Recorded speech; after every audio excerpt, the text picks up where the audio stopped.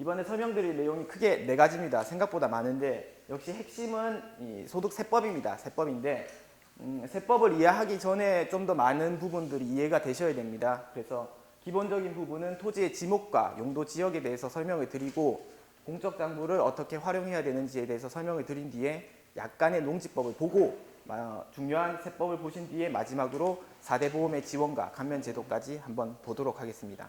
생각보다 많은 내용이라서 조금 집중을 해주셔야 됩니다.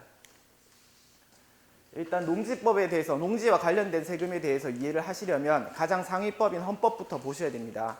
헌법에서는 경자유전의 원칙이라고 해서 조금 어려운 단어를 썼는데 쉽게 설명을 드리면 농사를 지으시는 분이 농지를 가져야 한다는 쉬운 원칙입니다. 그래서 헌법 제121조에서는 국가는 경자유전 원칙을 실현하기 위해서 노력을 해야 되고 소작농을 원칙적으로 금지를 하되 예외적으로 임대차를 허용한다라고 명시가 되어 있습니다. 그래서 이 헌법의 정의를 실현하기 위해서 여러 관련 법들이 여러 가지로 입법이 되어 있는데 농업에 대한 장려를 하기 위한 입법과 그리고 토지 투기와 같은 부작용을 규제하기 위해서 여러 가지가 입법이 되어 있습니다. 그런데 세법에서는 농업을 장려하기 위해서 다음과 같이 슬라이드 한번 봐주십시오. 세법상 부가가치세 면세와 영세율 제도, 그리고 소득세 비과세, 취득세 감면, 재산세 분리과세, 양도소득세는 비과세와 감면 제도를 두고 있고 그리고 상속세에 공제, 증여세 감면 제도까지도 다 두고 있습니다.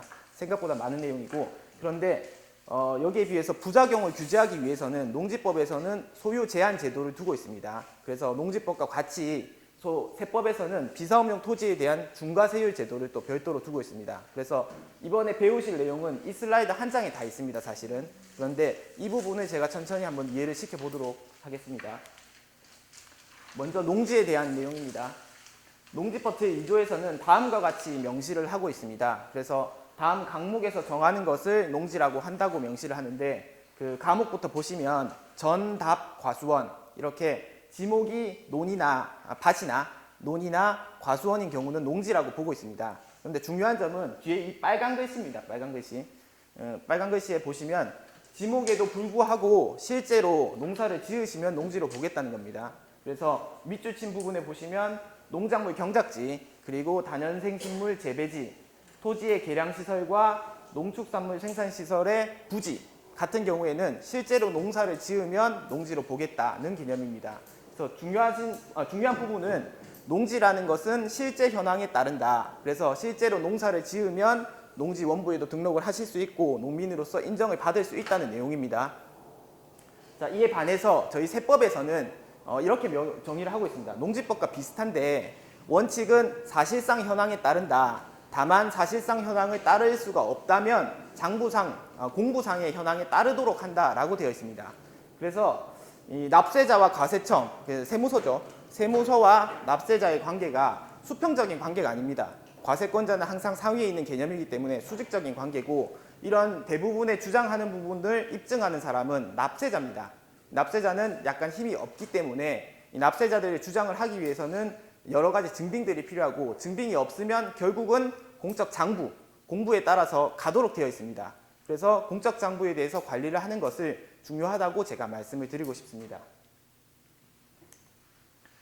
자, 먼저 기본적인 개념으로 지목 먼저 보도록 하겠습니다. 어려운 개념인데 간단하게 설명을 한번 드리겠습니다. 지목이라고 하는 것은 공간정보관리법 67조 여기 법에서 정의를 하고 있습니다. 어려운 내용 다 제껴놓고 대한민국의 모든 땅은 이 28가지의 지목에 따라서 관리가 됩니다. 그래서 지목이 없는 땅이 있을 수는 있겠죠. 있을 수는 있겠지만 여기에 아닌 지목이 있을 수는 없습니다. 코드가 다 있기 때문에.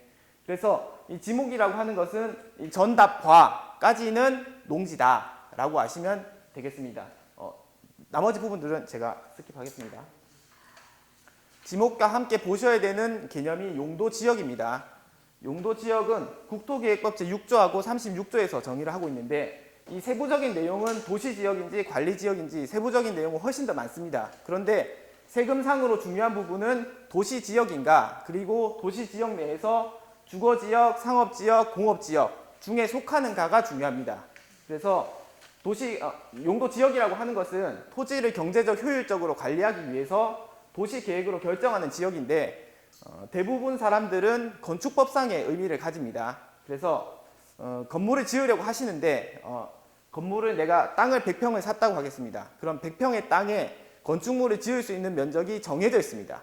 그 한도가 건폐율이라고 하는데 그 건폐율이라는 것이 주거지역은 크게 한 50%까지가 인정이 되고 녹지지역은 한 20%까지밖에 인정이 안 됩니다. 그래서 이 용도 지역에 따라서 그 토지의 가치가 달라집니다.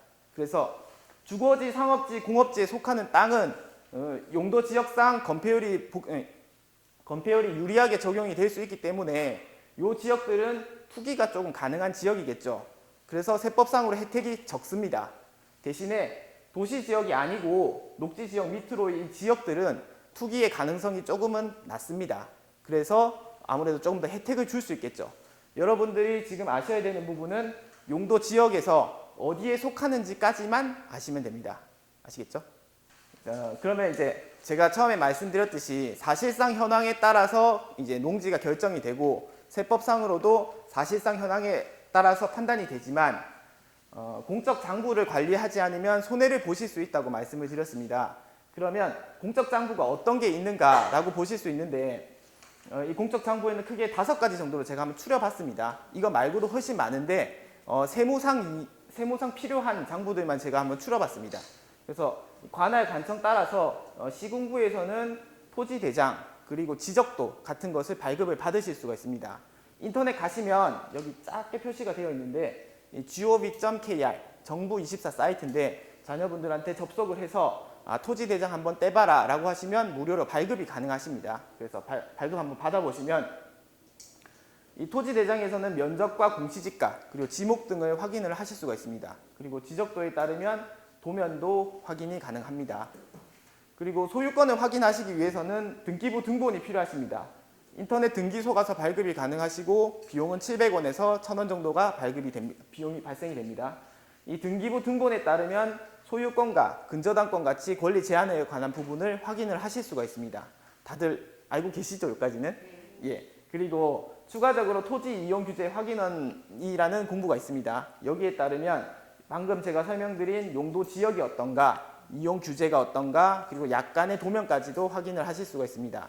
그래서 이 공적 장부에 따르면 대표적인 이용 규제가 뭐 개발 제한 구역이냐, 상수도 보호 구역이냐 이런 부분들을 확인을 하실 수가 있고 아까 설명드린 용도 지역이 도시 지역인가도 확인을 해 보실 수가 있습니다. 네 번째, 5번째는 농지 원부와 농업 경영체 등록인데 농업을 진짜로 하고 계신다고 하면 여기에 대해서는 다들 알고 계실 거라고 생각이 됩니다. 그래서 농지 원부는 관할 주민센터에서 발급을 받으실 수가 있는데 지금 정부24 사이트에서도 발급이 가능합니다. 그래서 여기서 발급을 받아보시면 현재 농지의 보유 현황이나 자격 여부, 휴경 여부까지도 확인이 가능하십니다. 그리고 농업경영체 등록은 국립농산물품질관리원에서 발급이 가능합니다. 여기서 발급을 받으실 수 있는데 현재는 농림부 산하의 사이트에서도 발급이 가능하시니까 참고하시고 경영체 등록에 따르면 직불금이나 면세유, 농업교육 같은 것을 확인해 보실 수가 있으니까 한번 발급 받아보시고 어떤 내용이 정리되어 있는지 확인하시면 됩니다. 제가 양도소득세 신고하면서 그 농지 소유자들한테 농지 원부나 경영체 등록을 많이 받아보는데 실제로 그 소유자들이 말씀하시는 거랑 여기 공적 장부가 관리되는 내용이 많이 다른 경우가 많습니다. 그래서 실제로 내가 양도를 하거나 증여를 하려고 할 때 현황이랑 달라서 손해보시는 분들이 많으시니까 한번 발급받아 보시면 손해를 줄이실 수가 있습니다. 여기까지가 기본적인 내용인데 혹시 어떠십니까? 좀 어려우십니까? 아니요. 예. 그러면 간단하게 농지법에 대해서 한번 살짝 보도록 하겠습니다. 저도 얼마 전에 농지를 취득했는데 처음에 이런 내용들을 잘 몰라서 한번 애를 먹어서 이런 내용들을 한번 정리하고 대부분은 이 교육은 여기 계신 분들은 다 아시겠지만 인터넷으로 보시는 분들은 귀농민도 계실 겁니다. 그래서 귀농민들의 대부분은 이 내용을 모르실 테니까 그래서 이 내용을 한번 정리해 보도록 하겠습니다. 맨 처음에 설명을 드렸던 헌법상의 그 경자유전의 원칙 설명드린 거 기억나시죠?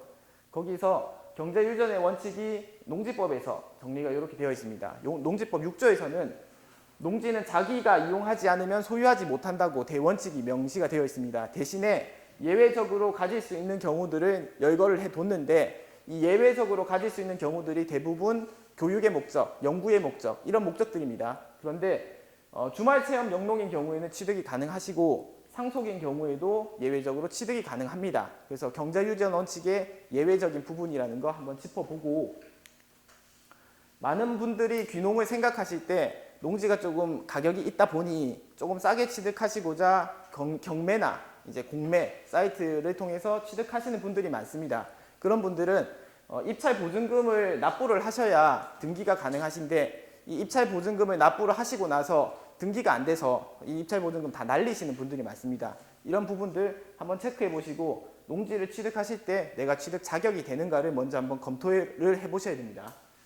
그리고 농지를 등기를 하실 때는 첨부 서류로 농지 취득 자격 증명원이 필요합니다. 그래서 이 농지증이라고 하는 서류가 있으셔야 등기 서류가 접수가 가능하신데, 어떤 분들은 등기를 하고 나서 나중에 처리하면 되는 거 아닙니까 하시는 분들이 있는데, 등기소에서 아예 서류 자체 접수가 안 됩니다. 그래서 이런 부분들 참고를 해두시고, 이 농지증을 발급을 하실 때는 1000제곱미터에 따라서 만약에 1000제곱미터가 되지 않는다, 그리고 1000제곱미터가 넘는다는 기준에 따라서 이 농지증 발급 여부가 조금 달라집니다.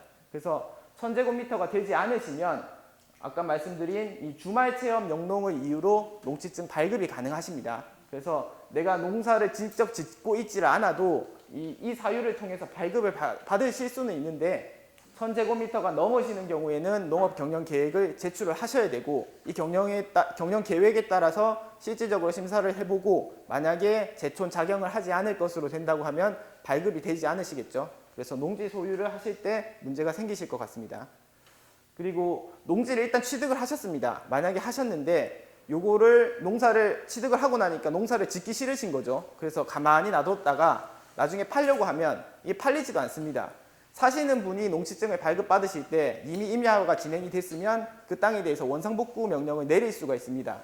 물론 이 실무적으로는 원상복구 계획을 제출을 하고 이제 취득을 할 수는 있는데, 일단 맘먹고 담당자가 브레이크를 걸면 취득 자체가 안 됩니다. 그리고 계속 가지고 있다가 계속적으로 농지가 제촌 작용이 되지 않는다고 하면 담당자가 사실 확인을 통해서 매도 명령을 내릴 수도 있습니다. 물론 이제 법적으로 그렇게 돼 있지만 실질적으로 그렇게 엄격하게 하고 있지는 않은데, 지금 농지법이 조금 더 강화돼서 개정이 되고 있으니까 이 부분도 참고하시면 될 것 같습니다. 그리고 상속의 경우에는 농사를 짓고 있지 않아도 10,000제곱미터까지는 소유가 가능합니다. 그래서 이 부분도 체크를 한번 해보시면 농지법의 소유 제한 제도의 가장 기본적인 내용들입니다. 이 슬라이드를 한번 읽어보시고 나중에 한번 더 정리해 보시기 바랍니다. 세 번째로 세법인데, 세법은 생각보다 많습니다. 농지에 관한 지원이 많은데 농민에 관한 부분이 생각보다 작다고 느끼실 수도 있습니다. 그래서 일반인으로서 부담하는 세금에 대해서 한번 설명을 드리고, 그럼 농지와 비교를 해서 얼마나 차이가 나는지 한번 보여드리겠습니다. 대한민국의 세금은 크게 재산에 부과되는 세금이 있고 소득에 대해서 부과되는 세금이 있습니다. 그런데 이 재산의 대부분 동산과 부동산으로 나눌 수가 있고, 농민들은 대부분 부동산 재산을 가지고 있겠죠. 이 부동산 재산에 대해서 한정적으로 제가 설명을 드리면, 농지를 취득을 하시면 농지에 대해서 부동산이다 보니 취득세가 발생이 됩니다. 이 취득세는 시군구에서 발생하는 세금이고, 부동산을 취득하실 때 등기하시려면 취득세 납부 영수증이 있으셔야 등기가 가능하십니다. 그래서 이 취득세는 취득의 원인이 매매이냐, 그리고 증여이냐, 상속이냐에 따라 달라지는데, 취득을 매매를 할 때는 일반적으로 4.6%, 주택이 아닌 경우, 증여는 4%, 그리고 상속인 경우 3.16%를 부담하시게 되어 있습니다. 생각보다 많습니다, 이게. 예. 그리고 이 취득세에는 농특세와 지방교육세가 포함이 되어 있습니다. 그래서 여기 내용이 혹시 다른 분들과 다르게 알고 계시다고 하면 실제로 부담하는 건 이 전부다 보니까 조금씩 다르실 수는 있습니다.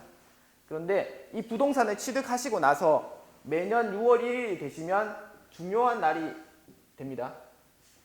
이때는 시군구에서 개별 공시지가가 결정이 되는 날입니다. 그래서 세금을 아무것도 모르겠다. 그런데 정말 돈을 내고 싶진 않으시다고 하면 이의 신청을 하시면 되겠죠. 자꾸 이제 개별공시지가 오르시니까 그만 좀 높이라고 이렇게 하실 수 있는데, 일단 개별공시지가에 따라서 세금이 두 가지가 발생됩니다. 대한민국의 대표적인 보유세라고 해서 재산세와 종부세가 나오십니다. 이 재산세는 시군구에서 부담하는 세금입니다. 과세 대상은 주택, 그리고 토지, 건축물, 선박, 항공기 이런 것들인데 대부분의 토지죠. 그래서 토지를 한정적으로 설명을 드리면 세율은 0.007%에서 4%, 사치성 재산까지 이렇게 세율이 나누어집니다. 많죠, 생각보다.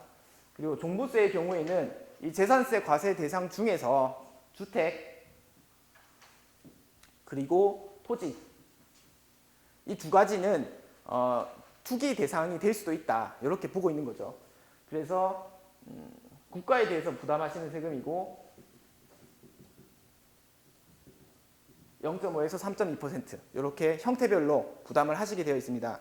너무 재산세보다 작은 거 아닙니까? 이렇게 보시는 분도 있으실 텐데 플러스죠. 여기 플러스 알파시니까 더 많으신 거고, 이 금액은 많은 부자들한테 부담 지우기 위해서 최소한 5억 이상은 재산이 있으셔야 종부세는 부담이 된다고 아시면 됩니다.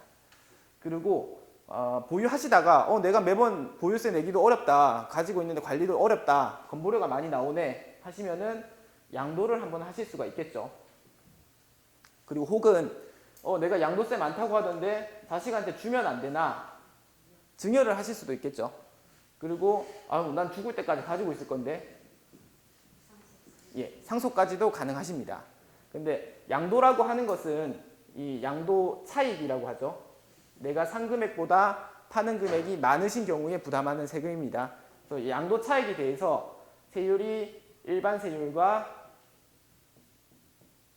중과 세율이 있습니다. 이 일반 세율은 소득세의 기본적인 세율인데 지방소득세를 포함하시면 6.6%에서 현재 개정 예정인 세율을 반영하면 49.5%까지 나옵니다. 생각보다 많으시죠? 근데 대신에 내가 번 돈에 대해서 부담하시는 거기 때문에 차익이 없으시면 세금은 없습니다. 그렇고 중과세율은 만약에 이 땅을 샀는데 내가 투기성 성격이다 라고 하면 10%를 더 많이 내라고 합니다. 그럼 지방세가 포함이 돼서 17.6%부터 나옵니다. 그리고 여기 10% 넘어가면 60.5%인데 미등기가 되시는 경우는 또 70%까지 나오셔서 이렇게 높습니다. 생각보다 많으시죠? 그러시고, 만약에 그러면 이런 세금 다 싫다, 나는 이 재산 조상님한테 물려받은 건데 물려주면 안 되겠느냐, 증여를 하시면 증여와 상속세의 세율은 같습니다. 세율은 같은데 과세 대상 범위가 조금 달라서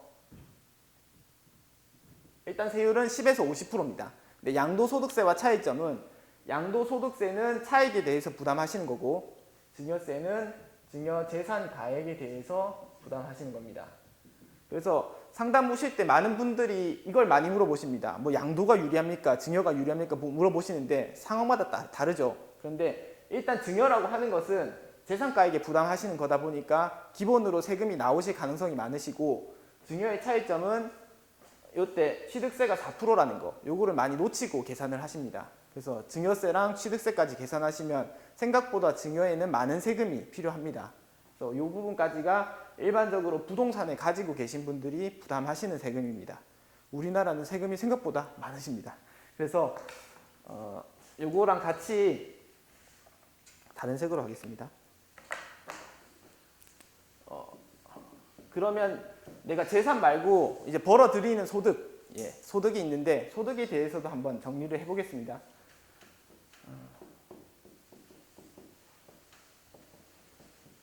당사자들이 법인이 되실 수도 있고 개인이 되실 수도 있는데 대부분은 개인이죠. 그래서 법인은 법인세, 개인은 소득세 이렇게 부담하시는데 농민의 대부분은 개인이니까 이거 중심으로 설명을 드리겠습니다.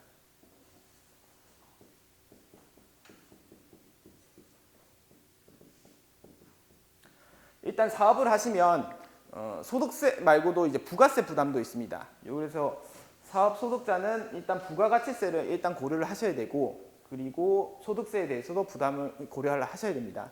이 부가세라고 하는 것은 세 가지 형태가 있습니다. 많죠? 그런데 보통 기본은 10% 과세가 원칙입니다. 10% 과세가 원칙이고 대부분의 여기 계신 모든 분들이 이거 부담하고 지금 계십니다. 나중에 이유는 설명을 해드릴 거고, 그리고 면세는 0% 부담입니다. 그런데 공제를 받으실 수는 없기 때문에 일부만 부담한다고 저희는 표현을 합니다.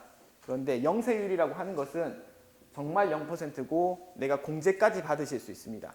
그래서 농민들은 농업용 기자재에 대해서 환급을 받으시죠. 그게 이런 겁니다. 그렇고 소득은 종합소득세를 부담하시는데 양도소득세의 일반세율과 동일한 6.6에서 현재 개정 예정인 부분 반영했습니다. 49.5%까지 소득세 부담을 지고 있습니다. 자, 여기까지 설명드리면 부가세와 소득세가 정확히 구분이 안 되실 수가 있습니다. 그래서 제가 예를 하나 설명을 드리겠습니다. 가정을 해서 대표적인 과세 사업자가 공사하시는 분들이다 보니 이 강의실을 인테리어 한다고 한번 가정을 해보겠습니다. 그러면 인테리어 공사비가 예를 들어서 1억, 예를 들어서, 그리고 자재비가 3천만 원,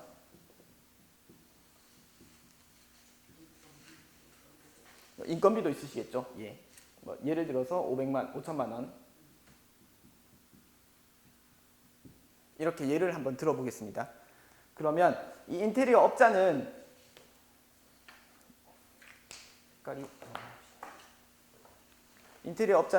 부가가치세 계약을 맺으면서 1억짜리 공사 계약을 맺고 부가가치세 별도라는 계약서를 쓰게 됩니다.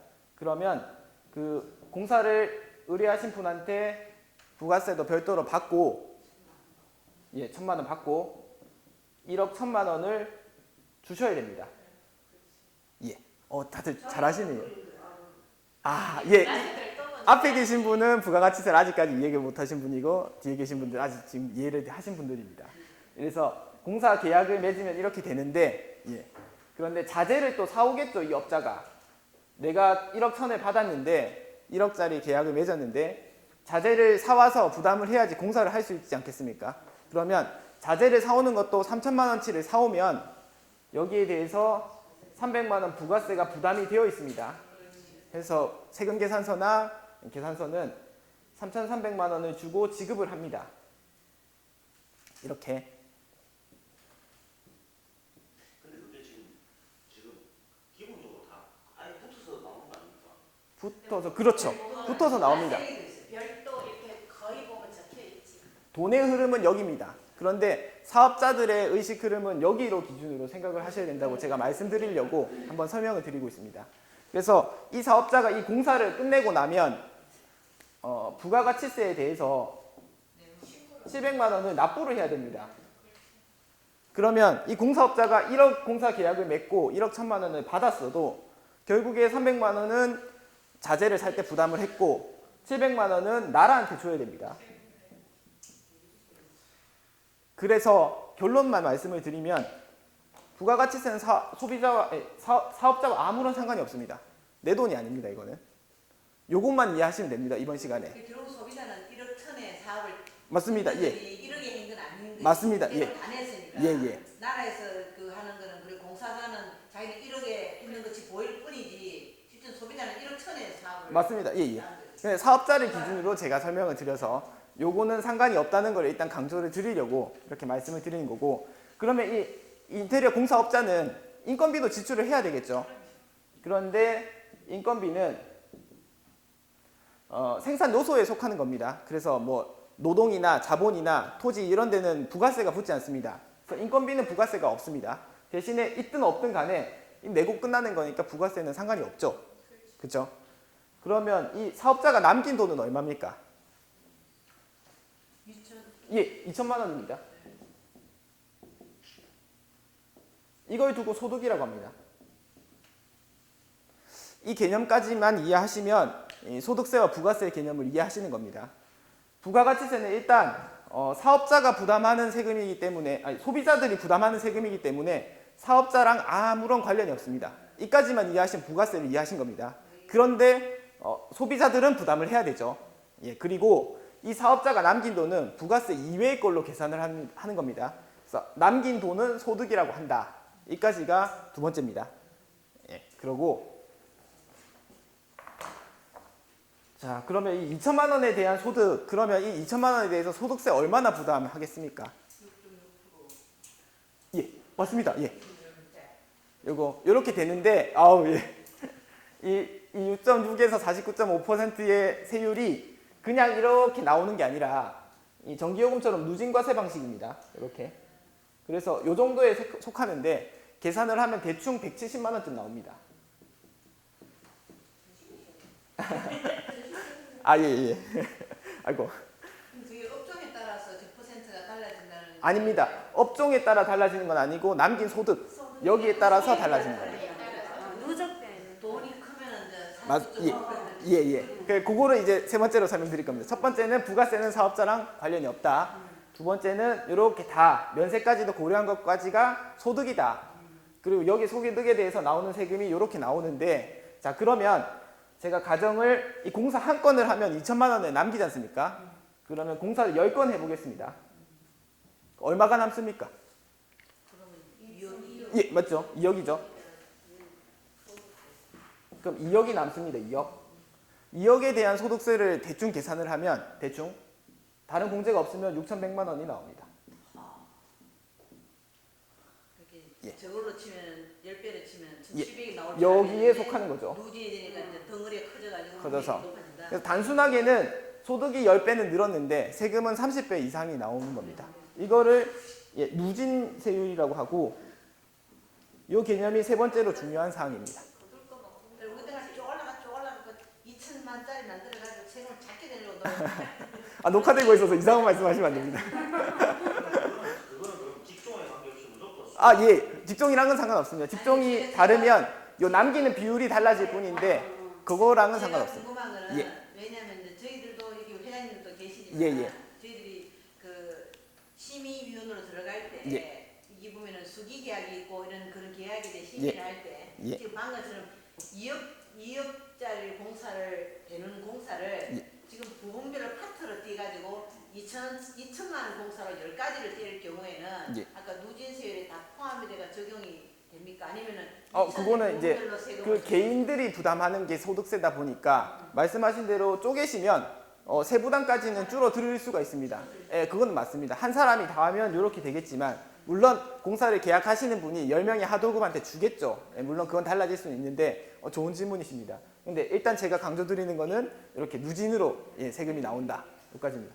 다들 잘 이해를 하셔가지고 놀랬습니다, 사실. 아, 예, 여기까지인데 요거는 이제 일반 사업자들 개인들이 부담하는 세금이고 그러면 농민으로 달라지면 어떻게 되는지를 한번 보겠습니다. 요거는 한번 기억을 한번 해두세요. 그리고 지금 하는 건 잠깐 여기서 질문 한번 받겠습니다. 그러면 예, 뭐 궁금하신 거? 아 예, 저희들이 공유되어 있는 그 어떤 한 부분에 대해서 예. 지금 이제 그거는 지금 설명하신 농지와 상관없는 아 예. 파트에 대한 약간 예, 일반인들입니다. 이해를 예, 하고 이해를 있다. 위해서 예. 설명드린 겁니다. 지금은 농지와 관련된 걸 하니까 맞습니다. 예. 눈을 퍼뜩 떠가지고 이제 아 예. 아 근데 결론은 제가 다 결론은 지어드릴 겁니다. 없다 뭐 이렇게 설명을 드릴 건데 요걸 이해를 못하시면 뭐 없구나 하면서 넘어가시니까 그래서 지금부터 설명드릴 내용은 우리나라 세법입니다. 일단 아까 설명드린 부가세와 소득세부터 이론적으로 다시 한번 짚어보겠습니다. 여기는 지금 일단 오탄데 요거는 대가입니다. 대가.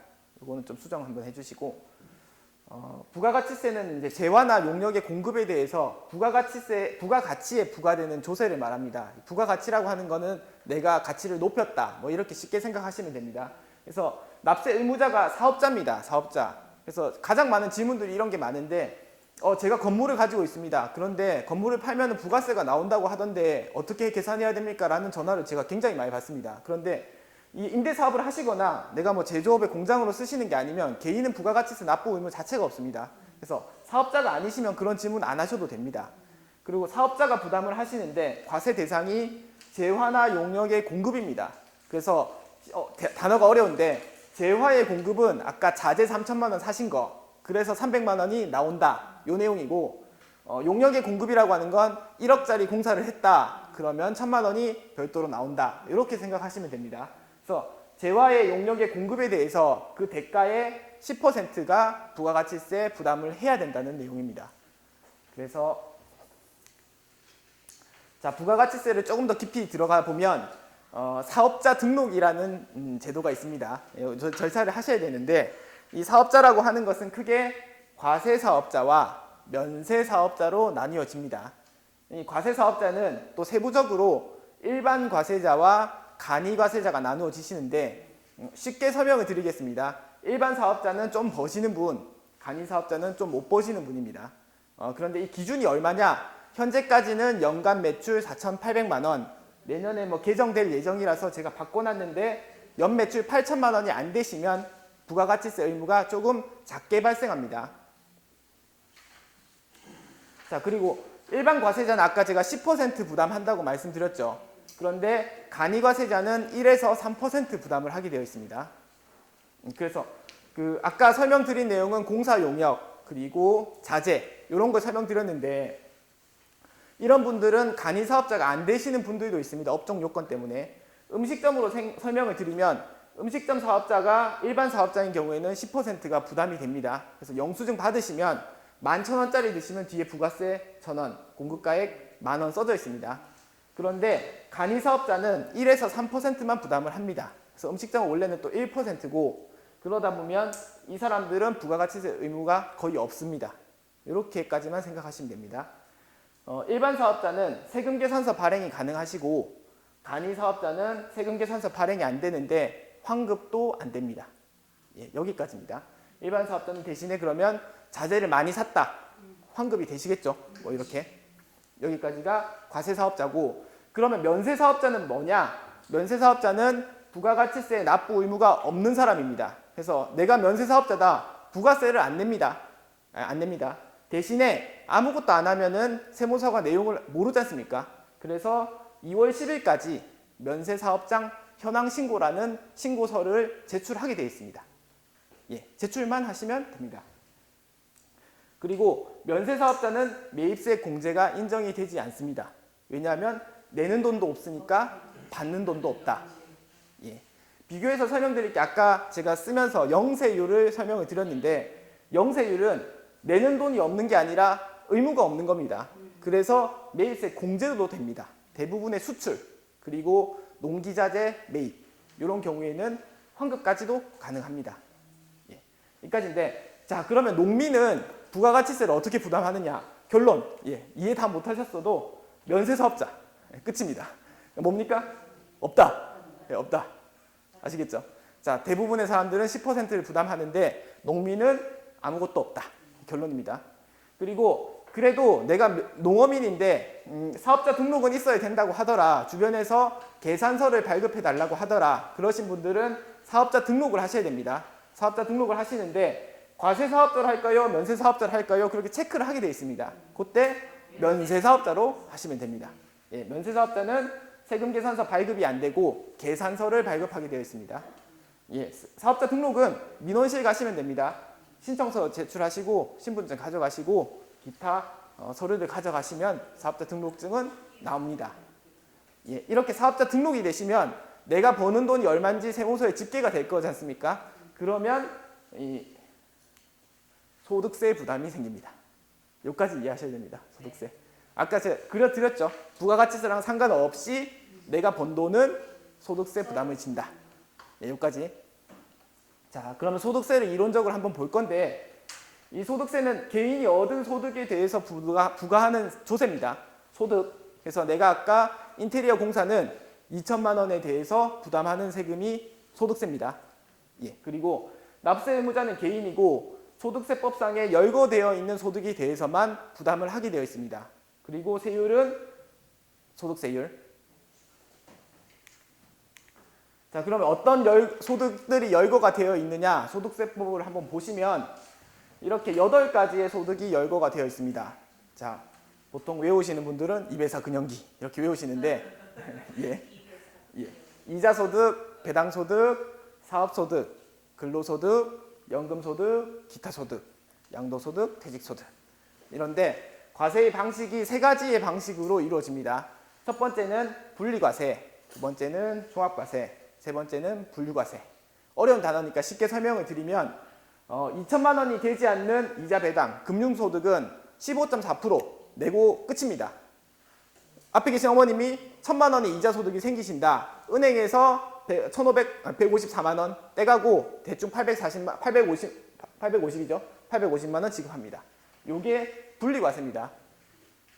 자, 이걸로 끝이시고 만약에 사업소득이나 근로소득이 있으시다, 뭐 다른 소득이 있으시다라고 하면 아까 설명드린 대로 6.6에서 49.5% 부담하십니다.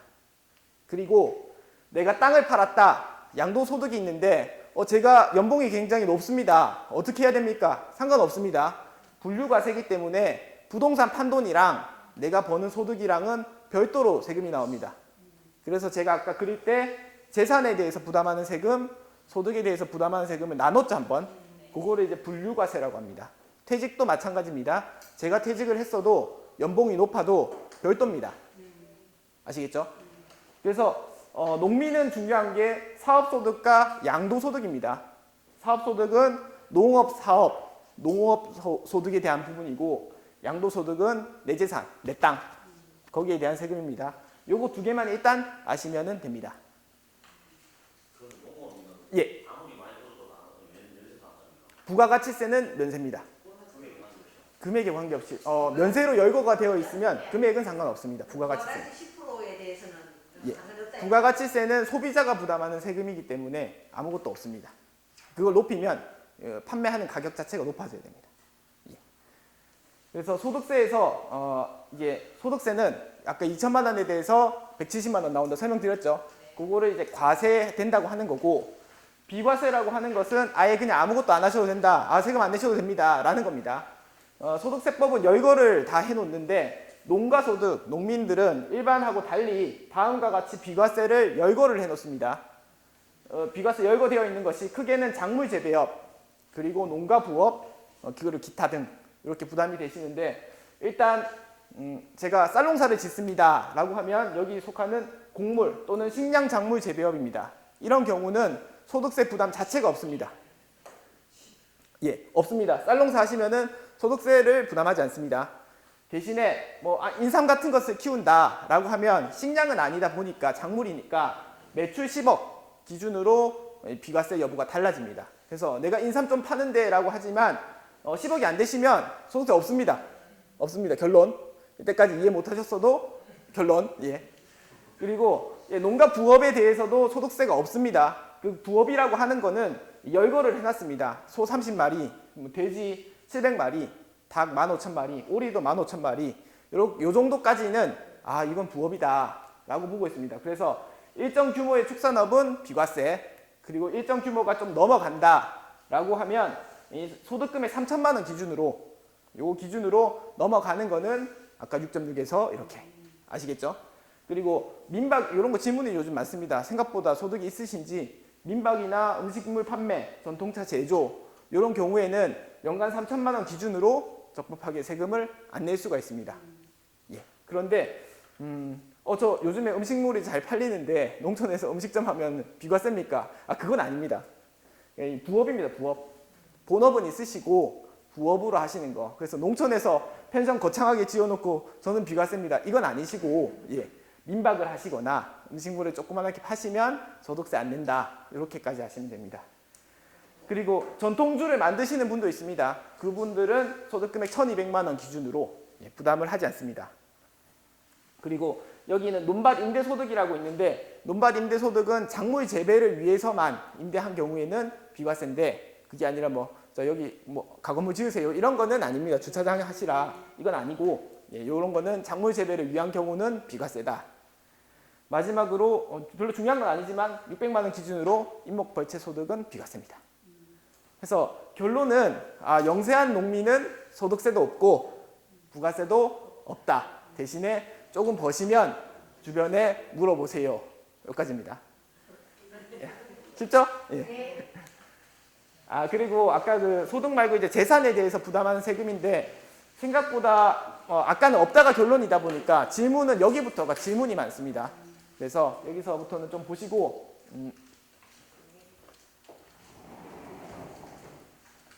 요거 적어놨죠. 요거 아까 기억 한번 해보세요.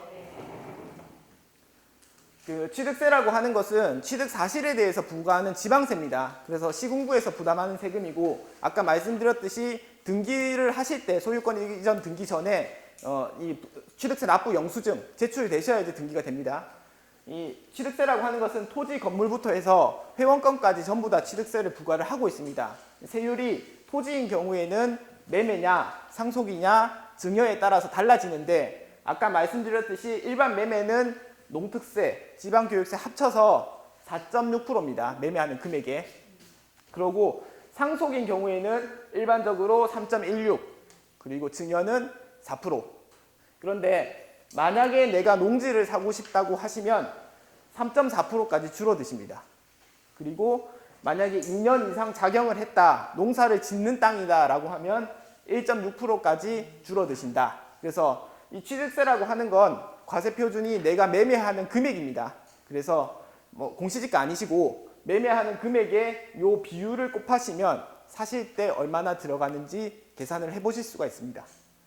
그리고 상속을 받으실 때는 매매하는 금액이 아니라 공시지가를 기준으로 하고 있습니다. 그래서 공시지가 기준으로 2.5% 정도 부담한다 생각하시면 됩니다. 여기까지. 자, 그러면 취득을 하고 나서 보유를 하실 때 또 부담이 되는 세금이 재산세와 종부세 있다고 말씀을 드렸죠. 재산세와 종부세는 되짚어 보겠습니다. 6월 1일 보유하고 있던 사람이 시군구나 국가에 부담하는 세금입니다. 그래서 6월 1일 전에 잔금이나 등기를 넘기시면 종부세나 재산세는 산 사람이 부담하는 거고 그 뒤에 파시면 내가 부담하고 파는 거고 좀 달라집니다. 그래서 많은 분들이 이제 토지 거래 많이 안 해보신 분들이 사는 분들이 뭐 5월 31일까지 거래합시다라고 하는 이유는 이것 때문에 그렇습니다. 생각보다 많아서.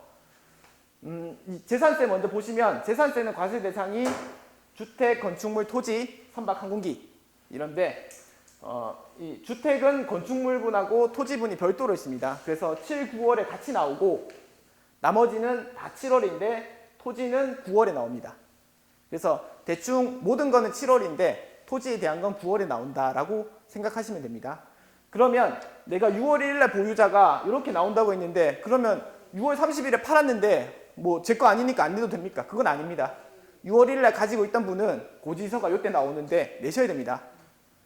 그리고 과세 방법은 토지에 대해서만 설명을 드리면 종합과세된다, 별도 합산된다, 분리과세된다는 여러 가지 방식이 있습니다. 어려운데 자, 이 보통의 사업용이 아닌 땅, 보통은 사업용, 그리고 지켜줘야 되실 분들 그렇게 생각하시면 되고 계산 방식은 0.07에서 4%로 세금이 나옵니다. 그런데 결론, 농지는 분리과세의 방식으로 나옵니다. 분리과세로 0.07% 이렇게 나옵니다. 일반 토지는 0.2%부터 나옵니다. 세율 차이가 한 3배 정도 나고 있습니다. 그래서 재산세에 이만큼의 혜택이 있으시다 아시면 됩니다. 조금 이제 0점 몇 가지 가시니까 흔들리시는데 예. 그리고 종부세는 이 재산세 과세 대상 중에서 주택과 토지는 여건 투기가 가능한 거 아닌가라고 해서 나오는데 요즘에 많은 질문이 이쪽입니다. 주택. 이게 왜 그러는지 공시지가를 자꾸 높여서 여기 지금 서울 쪽은 다들 이거 부담을 하고 있습니다. 자, 6월 1일 날 가지고 주택과 토지를 가지고 계시던 분들은 12월에 부담을 하게 되어 있습니다.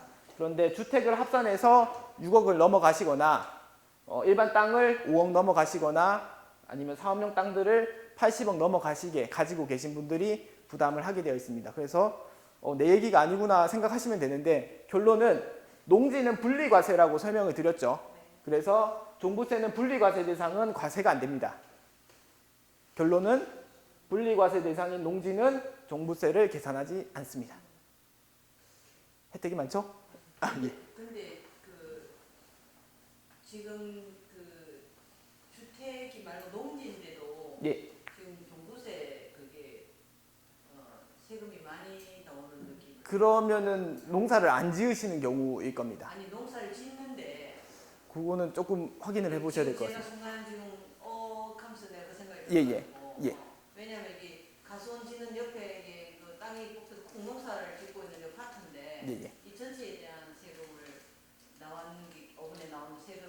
예. 것 같더라고요. 예. 그게 지금 보니까 제외라는 말이 계산 방식은 다시 한번 토지분 세금 아닐까? 지금 주택에 대해서만 아닙니다. 주택과 토지에 대한 부분입니다. 돈 얘기인 거고 예. 지금 얘기하시는 거는 9월에 나오는 거는 토지 재산세입니다. 9월은 재산세입니다. 아, 예. 9월 재산세 토지, 아우, 예. 9월 토지의 재산세는 분리과세로 0.07% 이렇게 계산하는 방식은 그 공시지가 나오죠. 아까 처음 설명드린 토지 대장에 나오는 공시지가에서 공정시장 가액 비율이 한 5, 60%가 됩니다. 거기다가 세율 반영하시면 됩니다. 0.07%. 조금씩 나오실 텐데 그 내용은 뒷면 보시면 과세 근거들이 다들 잘 명시가 되어 있습니다. 아, 내가 요 내용이구나 라고 아시면 됩니다. 아, 예, 예. 질문 좋습니다. 그런 거. 예. 그리고 이제 보유세까지 설명을 드렸고 조금 이제부터 어려운 내용들입니다. 조금만 더. 예. 예, 지금 양도하고 증여 상속을 좀 비교해서 설명을 드릴 건데 간단하게 결론 아까 설명을 한번 드렸지만 양도는 유상거래에 대해서 부담하는 겁니다. 내가 누군가에게 줬을 때 그게 대가를 받았으면 양도입니다. 그리고 차익에 대해서 부담을 하시는 겁니다. 어떤 분들이 내가 그 공짜로 줬는데 라고 하면서 그런데 그건 다 증여입니다. 증여. 공짜로 팔았습니다. 그럼 세금 없는 거 아닙니까? 아니 그거 아니고 그건 증여입니다. 그거는. 그래서 양도는 돈을 받은 거, 증여는 돈을 받지 않은 거. 대신에 내가 죽기 전에 공짜로 줬으면 증여, 그리고 죽고 나서 주면 상속. 이렇게인데 죽기 전에 이제 공짜로 줬습니다고 하면 차익이 없어서 세금이 없는 게 아니라 재산 가치에 부담이 되는 게 증여세다. 어쨌거나 공짜는 없다 이 말이야. 아, 맞습니다. 예. 어쨌거나 15년 남았으면 거기 해당해서 세금 내야 되고 예. 죽기 전에 냈으면 증여세 내야 되고 예. 죽고 나서 냈으면 상속 내야 되고 맞습니다. 예, 예. 공짜는 없다 이 말이야. 공짜 없습니다. 예. 완전히 이해하셨네요. 그래서 지금부터 조금 어려운데 제가 핵심만 알려드릴게요. 이 양도소득세에 대한 계산 구조입니다. 요거를 어떻게 계산하는지 쉽게 한번 설명을 드리겠습니다. 요건 전체에 대한 내용인데 다들 이제 요 정도는 아실 겁니다. 장특이라고 해서 장기보유 특별공제 1년에 2%씩 인정이 됩니다. 그런데 요거는 이제 스킵을 하고 제외하고 내가 1억에 산 땅을 2억에 팔았다라고 한번 가정을 해보겠습니다. 그럼 남은 돈이 얼마입니까? 네, 장기보유 제외하고 다 제끼면 1억 남았죠. 1억에 대해서 그럼 세금이 얼마인지 계산을 해드리겠습니다. 자, 1억에 대해서 세율을 계산하시면 되는데 옆에 표 보시면 여기 보시면 1억 어디 있습니까?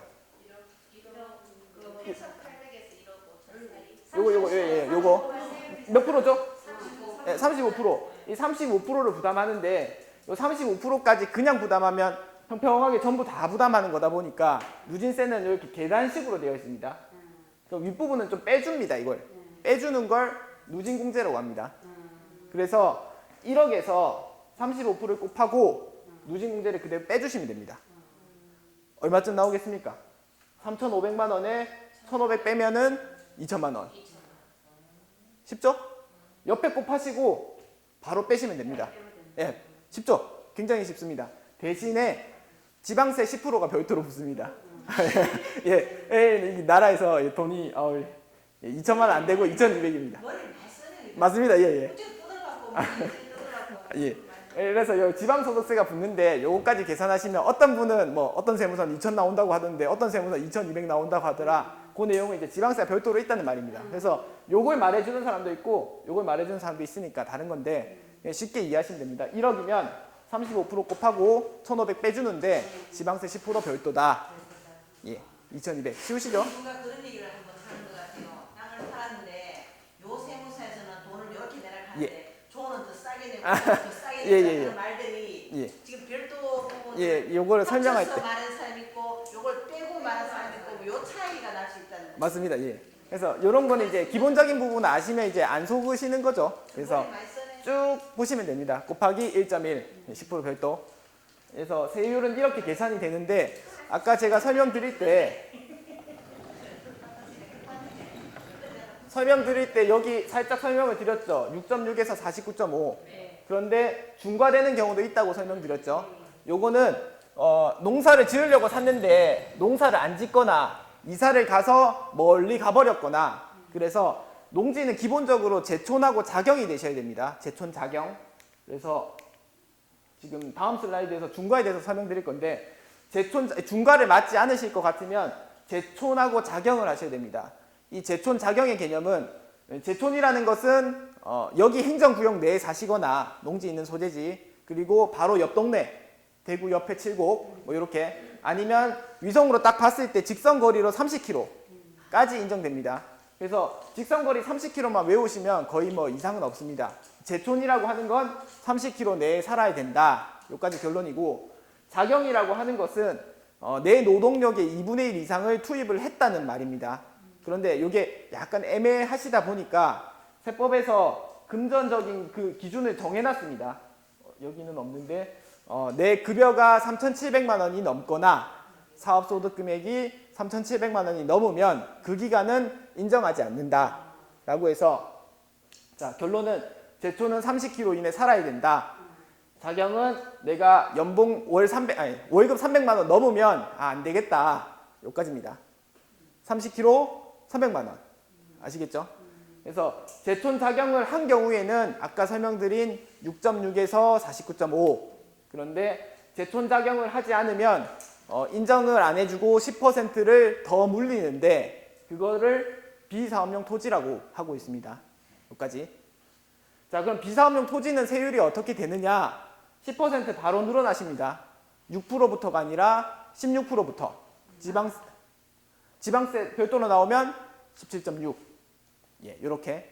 자, 그런데 여기 제가 누진공제를 표시를 안 했는데 이 누진공제 그대로 갑니다. 그대로 가서 자, 내가 1억을 남겼다. 세금 얼마인지 계산해 보겠습니다. 1억이면 여기였죠. 30%. 근데 45%다. 그러면 45% 곱하면 4,500만 원. 빼기 1,500. 얼마죠? 3천. 예, 3,000입니다. 지방세 포함하면 3,300. 예. 왜 1,100만 원 차이 납니까? 1,000만 원에서 11%. 아시겠죠? 그냥 옆으로 쭉 계산하시면 됩니다. 그런데 사업용이면 요 세율에서 요거 빼주고 비사업용이면 10% 높여서 곱해서 빼주고 요까지. 자, 그런데 제촌 자경을 하지 않아도 사업용으로 인정하는 예외적인 경우를 제가 한번 정리를 해놨습니다. 그래서 요건 상식으로 조금 아셔야 됩니다.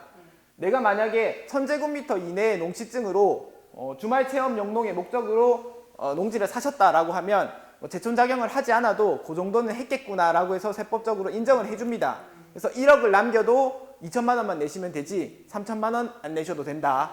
그리고 직계 존속, 아버지가 부모님이 8년 이상 제촌 자경을 한 겁니다. 그 땅을 상속받거나 그 땅을 증여를 받으신 경우에는 사업용으로 인정이 되십니다. 1억을 남겼어도 2천만 원. 아시겠죠? 그리고 상속받은 농지를 법적으로는 3년 이내 양도하신 경우인데 여기에 해석을 조금 유리하게 하시면 5년까지 인정이 되십니다. 그래서 5년 이내 양도하시면 2천만 원. 아시겠죠? 마지막으로 8년 이상 농지은행에 위탁을 하셨으면 내가 농사를 짓지 않아도 2천만 원. 아시겠죠? 요 정도까지 훨씬 더 많은데 훨씬 더 많은 부분은 너무 어려우시니까 요까지만 제가 정리를 했습니다. 그래서 이 부분이 제일 많습니다. 대부분의 근로소득자들이 주말체험 영농으로 취득하신 분들이 많으신데 그분들은 2천만 원. 그런데 내가 정말 많이 어떻게 취득을 했다. 농사를 안 지었다. 3천만 원. 아시겠죠? 자, 그리고 자, 여기까지가 일반적인 세율. 그런데 세금이 안 나오는 경우도 있습니다. 안 나오는 경우는 비과세라고 하고 나오는데 깎아준 걸 감면이라고 합니다. 나오는데 깎아준 거. 비과세 먼저 보실 건데 양도소득세가 농지에 있어서 직접적으로 안 나오는 경우는 없습니다. 왜냐하면 토지는 기본적으로 투기 대상이죠. 예, 그런데 이 주택에 대해서는 간접적으로 비과세를 해주고 있습니다. 왜냐하면 주택을 한 주택만 가지고 있는데 세금이 나오면 자꾸 이사 갈 때마다 집이 줄겠죠. 그렇죠? 그래서 내가 이사 가는 데까지만은 일시적으로 2주택을 인정을 해줍니다. 근데 그때 기간이 조정지역인 경우는 1년. 지금 조정지역은 조금 어려우니까 제가 쉽게. 기본적으로 3년. 예. 그래서 내가 집을 사고 새 집으로 이사 갈 때는 3년까지는 두 채가 인정이 됩니다. 그런데 농사용으로 귀농, 영농주택을 취득하신 경우에는 5년이 인정이 됩니다. 그래서 내가 어느 조건을 채우셔서 기본적으로 3년 이내 파셔야 되는데 부득이하게 농촌집을 사시면 옛날 집이 안 팔리는 경우도 있습니다. 그때는 이런 규정을 적용하셔서 5년 이내 파시면은 인정이 되십니다. 대신에 이렇게 적용을 하시려면 농사를 지어야 되기 때문에 1000제곱미터 이상의 땅은 1년 이내 사셔야 됩니다. 예, 요 정도 요건이 있다는 거는 알고 계시면 됩니다. 자, 그리고 여기서 말하는 비과세 요건은 소득세법에서 정하는 거고 다른 법에서도 또 정하고 있는 게 있습니다. 조금 어려우니까 쉽게 결론을 드리면 이렇게 정의를 내리고 있는 농어촌 주택은 주택수에서 인정을 안 해줍니다. 인정 안 해준다고 하니까 어감이 이상한데 그냥 주택으로 안 보고 나머지 집은 계속 한 주택으로 가지고 있을 수가 있습니다. 그래서 농어촌 주택이랑 일반 주택이 두 개가 있어도 일반 주택은 계속 비과세가 가능합니다. 이렇게. 그래서 여기서는 영농주택, 농어촌 주택의 요건이 있는데 한번 읽어보시고 주택을 이사하실 때 적용을 하실 수가 있습니다. 자, 그리고 여기에 대한 내용은 조금 어려우니까 그냥 제끼겠습니다. 요거는 네, 요거는 예, 요거는 기본적으로 이제 양도소득세 내용이라서. 자, 그리고 자, 아예 안 나오는 건 비과세인데 나오는데 깎아주는 거 감면이라고 말씀을 드렸죠. 예, 근데 이 감면이라고 하는 게 대표적인 감면이 두 가지가 있습니다. 첫 번째는 자격농지 감면, 예, 그리고 두 번째는 농지 대토 감면. 예, 첫 번째 감면을 제일 많이 쓰려고 하십니다. 왜냐하면 한 5년 전까지만 해도 이게 절대적인 세금 안 나오는 유일한 방법이었어요.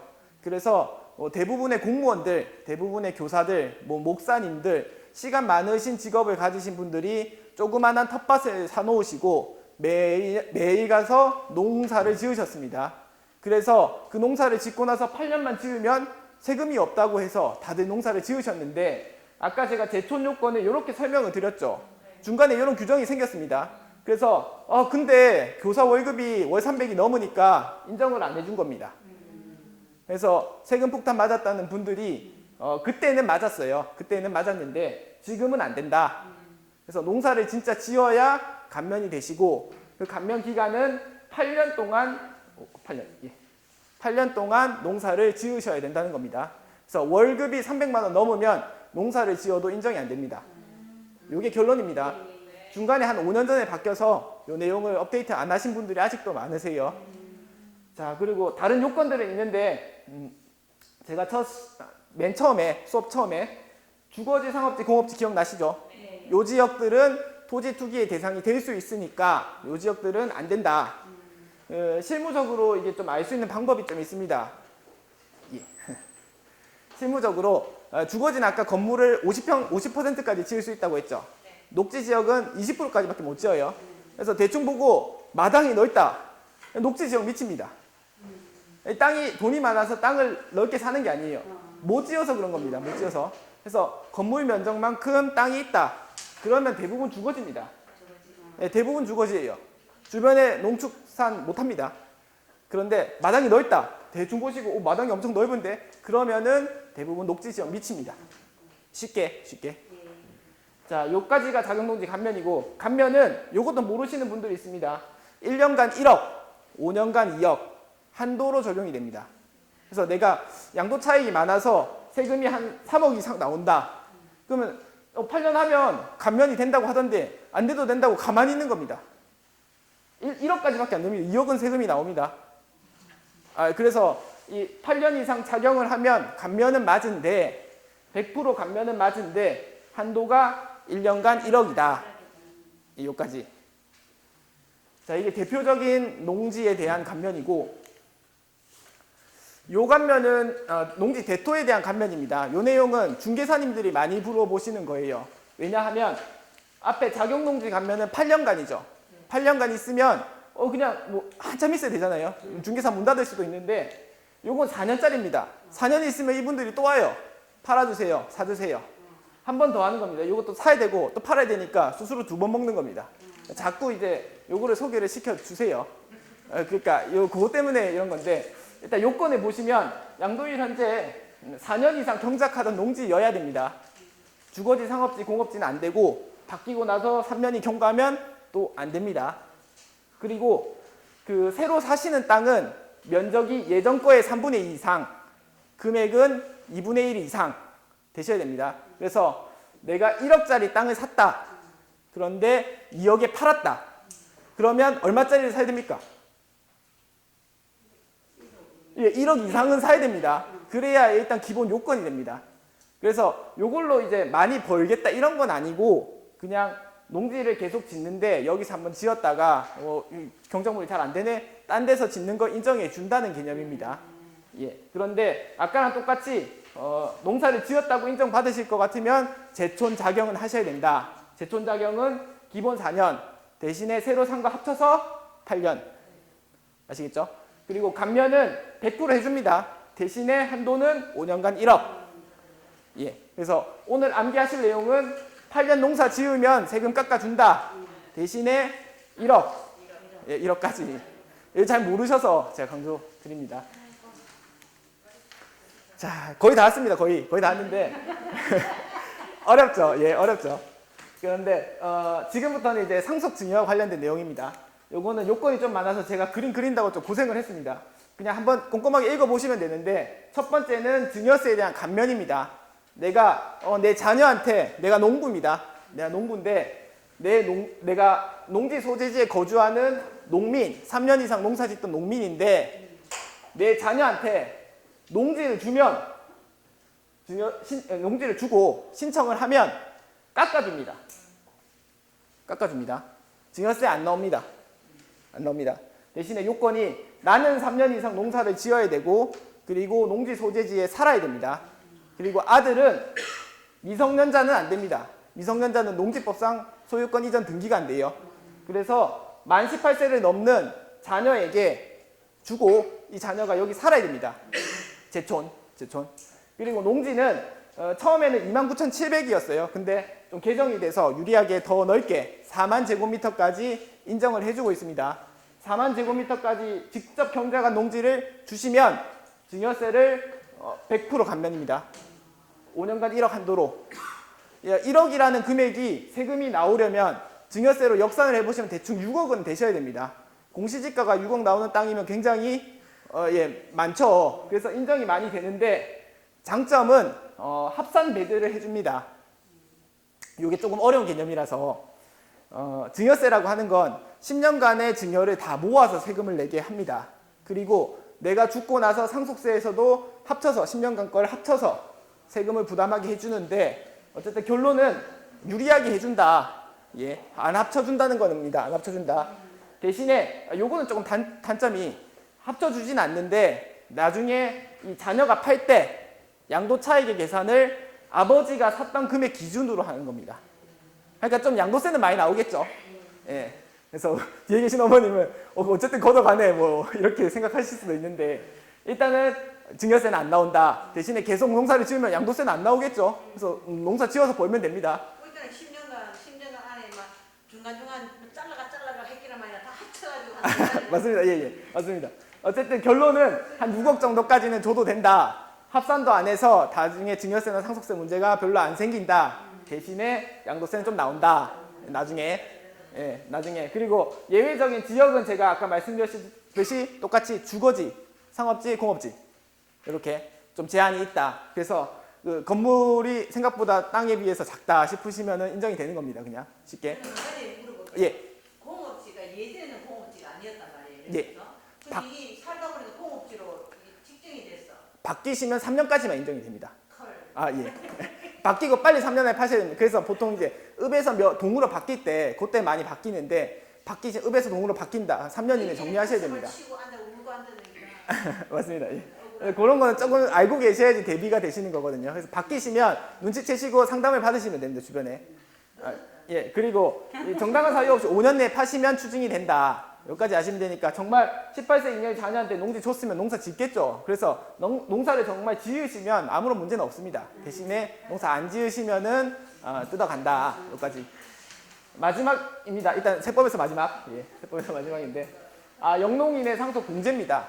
보통 상속이 이루어지면 증여는 자녀한테 5천만 원까지 세금이 안 나옵니다. 배우자는 6억까지. 근데 상속은 조금 이제 죽는데 한 방에 세금이 나오니까 배우자가 없으면 5억, 배우자가 있으면 7억에서 10억 최소 해주고 있습니다. 공제를. 그런데 영농 자녀한테 주는 경우에는 15억 추가. 농사 지으면 내가 죽고 나도 농민을 인정해 주겠다 이런 개념입니다. 그래서 요건이 피상속인은 2년 전부터 농사를 지으셔야 되고 거주를 하시면 됩니다. 제촌, 자경 2년 동안. 그리고 상속인의 경우에는 일단 미성년자 안 되시고 2년 동안 농사를 지으시면 됩니다. 제촌, 자경. 아시겠죠? 자, 이렇게 했을 때 농사를 지으시는 경우 이 요건들은 다 똑같으니까 제끼고 요건을 충족하시면 상속공제를 15억 추가로 해줍니다. 배우자 공제랑 중복해서. 그래서 아까 뭐 절세법으로 쓰이는 부분이 합산 배제된다는 이런 개념입니다. 그래서 죽기 전에 6억 정도를 공제를 한번 증여를 하는 겁니다. 한번 증여를 하시면 합산이 안 되시기 때문에 죽을 때는 요걸로 해서 15억 더 받고 증여 공제로 어차피 6억까지 세금 안 나오니까 증여세도 안 내고 주고 죽기 전에 공제로 안 내고 농사 지으면 안 낼 수 있다. 뭐 요 정도까지. 그래서 뭐 부득이한 사유로 추징을 될 수는 있는데 이런 건 좀 깊이 있는 내용이니까 넘어가겠습니다. 여기까지가 세법입니다. 좀 생각보다 많은데 앞에 여기서 말씀드렸던 내용이 일반적인 사람들이 부담하는 세금 대신에 농민은 정리 한번 해드릴게요. 농민은 부담이 없다.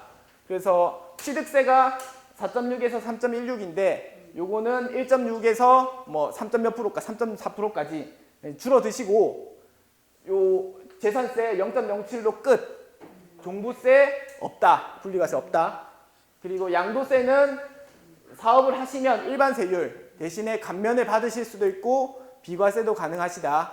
비과세는 간접적으로 주택에 대한 일시적 이주택이 3년이 아니라 5년 그리고 감면은 8년 이상 작용을 하시거나 4년 이상 농사 지은 땅을 대신해서 딴 걸로 사서 추가로 8년까지 지으면 1억까지 감면. 상속 증여도 증여는 6억 정도 주시면 안 낸다. 상속은 15억까지 추가로 공제해준다. 부가가치세는 면세다. 0%라서 환급은 안 된다. 대신에 농업기자재는 환급도 된다. 영세율. 소득세는 일반적으로 이렇게 내는데 10억까지의 작물 재배 그리고 곡물인 경우에는 안 낸다. 농가부업은 3천만 원 기준으로 안 낸다. 그리고 전통주는 1,200만 원 기준으로 안 낸다. 거의 다 안 낸다. 그리고 마지막인데 요거는 귀농하시는 분들이 근로소득이 있으시다가 직장가입자죠. 그거를 직장가입자라고 하는데 4대 보험에서 지역가입자로 전환이 됩니다. 직장가입자는 내가 벌던 연봉에서 부담하는 건강보험료가 나오는데 지역가입자는 재산과 자동차에 대해서도 나옵니다. 그래서 비싼 차가 있으시고 비싼 땅이 있으신 분들은 건보료 걱정이 제일 많습니다. 그래서 건강보험료와 국민연금이 지원이 되시는데 일단 건강보험료는 농어촌에 사시면 22% 경감을 해주시고 농사를 직접 지으시면 28% 추가로 깎아줍니다. 그래서 어떤 분들은 전입신고만 하시는 분도 계신데 뭐 좀 그건 안 되는 것 같고 일단 50% 감면이 된다. 그리고 국민연금도 뭐 60세 전이면 일단은 50% 지원을 하되 최대 한도는 43,000원까지 인정이 되신다. 연금은 전화를 하시면 되고 건강보험료도 이렇게 제가 일단 서식을 넣어놨는데 서식에서 농지 지원 검색하시면 신청서가 있는데 뽑아서 작성하시고 제출하시면 감면 받으실 수 있습니다. 아이고 이게 너무 많은 내용을 짧게 설명을 드렸는데 아이고 주무실 줄 알았는데 주무실 줄 알았는데 잘 들어주셔서 정말 감사드리고 추가적인 질문은 제가 한국세무사회에서 인터넷으로 상담을 많이 받고 있습니다. 공짜니까 그런데 글을 써주시면은 상담이 가능하시고 세무사에 치시고 무료 인터넷 상담 해주시면은 뭐 필요한 부분들은 제가 질문을 답변을 드리겠습니다. 제가 준비한 내용 여기까지입니다. 경청해 주셔서 감사합니다.